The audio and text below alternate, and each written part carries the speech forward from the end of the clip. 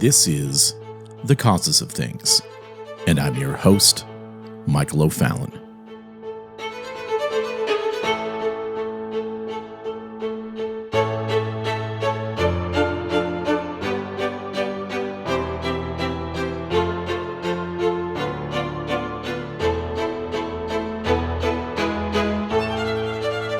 The pre-sale media introduction to Dr. James Lindsay's newest book, Race Marxism, begins as follows. Quote, "Critical race theory is one of the hottest and most controversial topics in the world today. But what is it really? Rightly understood, critical race theory is a reinvention of an older, terrible idea, Marxism, using race as the central construct for understanding inequality in place of economic class. That is, critical race theory is race Marxism. The evidence of this claim is so overwhelming upon even casual examination that it is a shock that it isn't immediately plain to everyone who encounters it. Therefore, this book by James Lindsay, the leading investigator of critical race theory, serves less to make the case that critical race theory is race Marxism, and more to serve as a long permission slip to the public to call critical race theory what it plainly is. Race Marxism exists to tell the truth about critical race theory in unprecedented clarity and depth. Across its 6 weighty chapters, Lindsay explains what critical race theory is, what it believes, where it comes from, how it operates, and what we can do about it now that we know what we're dealing with. It exposes critical race theory for what it is by ranging widely across its own literature and a survey of some of the darkest philosophical currents of the last 300 years in Western thought. Readers will come away understanding critical race theory and be able to speak the truth about it with authority. Critical race theory is race Marxism, and, like all Marxist theories before it, it will not work this time." End quote. For many years, I've been trying to help anyone who would listen to me understand that the battle that we have ahead of us is primarily built upon ideological weaponry. Ideologies that are sharpened, honed, crafted to pierce our society and fragment our previously unified nation. The actual goal is to set our nation's citizens at war with one another, with the end result being the acceptance of discriminatory, Marxist schemes of income redistribution and, most importantly, the end of national sovereignty. For many years, I have had a hard time finding anyone who could both understand and articulate the ideological challenges and bring those challenges into the light of what is happening from a geopolitical framework within the current players of the World Economic Forum, the Asia Society, the United Nations, the Council on Foreign Relations, and the Chinese Communist Party, who, at some times or another, are all working together for the same goal. And then about 3.5 years ago, I met James Lindsay. I met James Lindsay before I'm sure any of you knew that he even existed. And as we talked and as we met over several months, and I viewed more than just curiosity emanating from James, I viewed a passion to understand things, to know how things work, to understand the mechanism of ideas, to understand the inner workings of global and national politics, to understand the why behind everything, to understand the causes of things. With anything that I would discuss with James Lindsay, James would inevitably take notes and then research to death to see whether or not something that I spoke about was actually true. And then he would take it a step further, literally becoming the leading expert in any of the discussions that we had previously had, whether it be about the World Economic Forum, or China, or the evangelical social justice movement, or Herbert Marcuse and repressive tolerance, whom I believe to be the bridge between the critical theorists, the cultural Marxists, and the postmodernists of today. James would always take what he found to be true 100 times further than me to understand the inner mechanisms of the why, what, how, and who of any topic. Topics that James Lindsay knew a whole lot about before I ever met him would have been, of course, critical race theory and intersectionality. And he knew these two subjects better than anyone alive, even then, but even more so now. But as much as an expert, really, that he was in 2018 on the subject of critical race theory, James really has traveled literally 1,000,000 miles past where he was in 2018 in regards to his understanding of critical race theory. And I would say with absolute certainty that James Lindsay is the world's leading expert on critical race theory. And everyone who claims to know critical race theory copies or refers to him. Chris Rufo, Vodi Bakum. And nearly everyone who is fighting against CRT is reliant upon Dr. Lindsay's research and his careful analysis of critical race theory. Before James Lindsay came into the public consciousness back in 2019, primarily due to the hoax papers and then our discussions regarding CRT, radical subjectivity, and intersectionality from the rooftop in Manhattan, I think many of you have come to us and told us that that was your red pill moment. Well, before then, there was a lot of confusion in education, politics, and in Catholic and Christian circles in regards to what it was that they were actually fighting against. When the infamous Resolution 9 was rudely introduced in 2019 at the Southern Baptist Convention, I heard so many of my friends grappling to understand what had just happened. And I knew that if I wagged my finger in their face with 1,000,000 "I told you so's," that it would not be received well. So, I called James Lindsay and Peter Boghossian and said, "Hey guys, let's have some conversations. No time limits. Say whatever you want to say." But I really wanted to help the Christian community understand that what was happening in their churches, denominations, and seminaries, and as well helping other affinity groups of all sorts understand that what was happening in nearly every religion, what was happening in nearly every major corporation, what was happening in the financial institutions, what was happening in politics, both Democrat and Republican, was essentially a reshaping of the ideologies that hold our society together. And at the center of this deconstruction of everything was critical race theory. And if you have heard the discussions that James Lindsay and I had on the rooftop back in the summer of 2019, you would understand that those discussions and the deep knowledge and understanding of James Lindsay broke the information dam wide open and flooded the critical race theory troops still battling in the Bailey, and it forced them to retreat into the Mott. It was the breaking the code of the woke Enigma machine.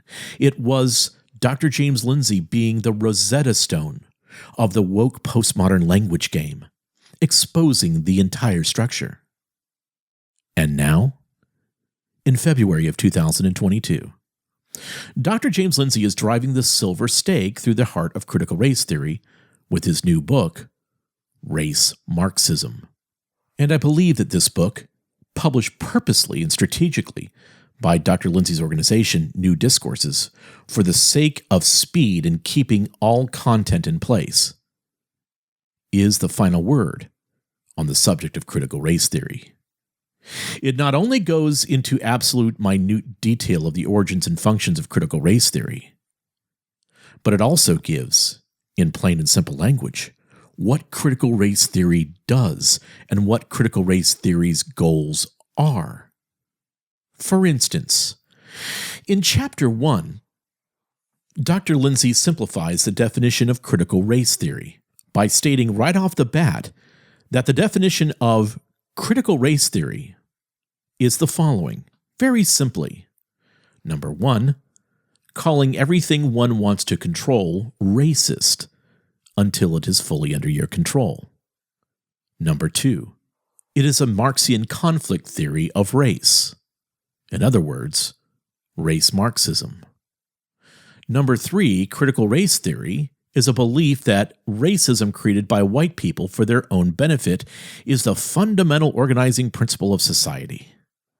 And so, again, to start the very first chapter, there's an immediate but simple true defining of what critical race theory, number 1, aims to do, number 2, what it is, and number 3, what its false claims are. Well, let's start with number 1, because number 1, critical race theory calls everything and anything racist until the thing gives up to the relentless badgering of being called racist and is put under the control of the critical race theory tyrants. So think about it. Education has given up and has been taken over by this racist badgering. Christianity has gone through this racist badgering and have given up to the critical race tyrants. Corporations have given up everything and jumped in to be allies with the critical race tyrants, whom, if you haven't noticed, the critical race tyrants are all Marxists, each and every one of them. And the race Marxists must control every single facet of our society, almost as if they had a bloody hard-fought revolution and had taken over everything, but without the bloody hard-fought revolution. Well, number 2. Critical race theory is a Marxian conflict theory of race. It is race Marxism. So, conflict theory refers to a way of thinking about society frequently attributed to Karl Marx and Friedrich Engels, though it need not only apply to socialist or socialism-like thinking. It could apply to the individual context, as it does with Hobbes, but the term usually refers to Marxian thought, which views various social groups as intrinsically in conflict with one another for access to resources and the fruits of society. It is this group-based application that is relevant to the theory of critical social justice. And so, conflict theory sees society as stratified into groups in zero-sum conflict for the resources, opportunities, and rewards of society. Now, these groups are typically organized as oppressor and oppressed. Now, this means that it sees society broken into different classes along some axis that fight against one another for control of society, such that where one gains, the other necessarily loses. And for Marx and Engels, who believed that power was located in economic class, the conflict took place intrinsically at the group level, with the relevant groups being the working class proletariat masses against the capitalist bourgeoisie. Applying conflict theory across this stratification along this axis is one of the fundamental operating assumptions of Marxism. Conflict theory is, in some sense, the engine of Marxian dialectical materialism. Now, eventually, following World War II, the neo-Marxist thinker Herbert Marcuse, by then in America, purposed in his landmark 1964 book, One-Dimensional Man, that racial minorities should, in particular, be agitated for a kind of racial consciousness over systemic racism, in which he likened to a kind of fascism then proposed was imminent just beneath the surface of society. This, at the least, strongly encouraged the development, maturation, and radicalization of the Black Liberation Movement, which eventually would manifest itself in Black Lives Matter. And this had other roots in the liberation movements and related liberation theology, where you can find some roots back to the Catholic Church with Dom Helder Camara and Gutierrez. And of course, those roots lead back to Klaus Schwab. Now, around the same time, feminists who, in having adopted so much Marxism by that point in their own ways, had taken up similar conflict theory-based analyses. These approaches had laid the seeds for the identity-based conflict theory that developed from the 1960s through the 1990s in a second phase of neo-Marxist thought. And it's known as identity politics, and eventually came together in intersectionality, which emerged from this milieu in the late 1970s in the Combahee River Collective that, of course, was formalized by Kimberly Crenshaw. Now, a lot of this information can be found at New Discourses, and I would suggest that you follow that up there. And Dr. James Lindsay provides the entirety of this understanding of just saying that critical race theory is a Marxian conflict theory of race. It is race Marxism. And finally, in just the first brief words of Chapter 1 of Race Marxism, Dr. Lindsay states this. Number 3, that critical race theory is a belief that racism created by white people for their own benefit is the fundamental organizing principle of society. This is what they believe. And this, of course, is at the heart of the press to change everything that we have currently in society, to destroy it all, and then, of course, to build it back better. But before you can build back better, you must tear it down completely. And what a better way to accomplish this than by turning the nation's people, its own citizens, against one another? especially now that you have flooded the nation over the past 20 years or so, and especially over the past 2 to 3 years, with a whole lot of people who just really don't care about America's heritage, about America's values, about America's system of meritocracy and capitalism. You have people who have come for a better life and will follow the rules. So you have a people who are Latinos like me. You have people who are Asian, like my wife. You have people who are black, like some of my board members. You have people who are homosexual. You have people who are confused about what they are each day. And instead of a shared unity built around equality, opportunity, fairness, and the Constitution of the United States, you set everyone at war with one another. And you let everyone know that they didn't get a fair shake because they aren't male and white. And you encourage a spirit of vengeance within everyone, to take revenge, to get what they think is justice, and eventually discriminate against people who have less melanin in their skin. And not only that, but do you remember James Lindsay's definition of critical race theory in number 3? If you recall, it was, you get everyone to believe that racism created by white people for their own benefit is the fundamental organizing principle of society. And so you need to now, if you believe that that is true, you need to now tear down the systems. And the systems that you tear down are capitalism, the constitutional republic, the church, the schools, the system of government. Because in your view, the entire system is racist and is set up to perpetuate white supremacy. And that is why the critical race theorists can point to a man like Ben Carson or a woman like Candace Owens and call them white supremacists. Because those two wonderfully intelligent people still support the systems that the United States was built upon. And critical race theorists look at the systems, the Constitution, the economy, the Bill of Rights, as racist, as temples to white supremacy. The same goes for the church or any religion for that matter. In Christian denominations, you have to start to convince everyone that you believe in inerrancy, but that you believe that our interpretation of Scripture came through the epistemological lens of systems of white supremacy. And the only way to really understand what God had to say is by hearing authentically brown, Asian, black, and mixed gender commentaries on Scripture. Now, note the word that I just used, authentically. And what they are saying is that the African American, the Asian, or woman who may have written a commentary on, let's say, Galatians, must agree with the principles of critical race theory, that all previous systems of power were built to favor whites, and that they must be deconstructed. And so, their commentary provided of Scripture must deconstruct what may have been said previously by Augustine, Irenaeus, Aquinas, Luther, Calvin, Turretin, Knox, or any of the confessions. Because the church must be deconstructed and then reconstructed according to the intersectional frameworks that they are now working within. And then let's look at the corporate world. Now you get corporations and financial institutions to believe that racism created by white people for their own benefit is the fundamental organizing principle of society. And this must be deconstructed and reorganized. And so every corporation joins in with Black Lives Matter while they are tearing down, burning down, beating up policemen, setting police cars on fire all across the United States. And every financial institution, of course, then embraces ESG guidelines. And again, ESG is environmental, social, and governance. And you get every tech company to apply these same principles to everything that you do.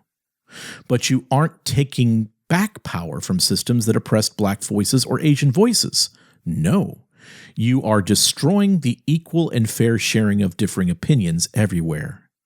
And you are practicing race Marxism.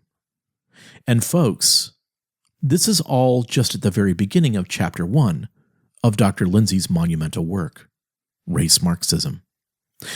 And it will take me several episodes to fully unwind race Marxism and why you need this vital tool in your library right now. And we will continue with Race Marxism Part 2 next on the causes of things.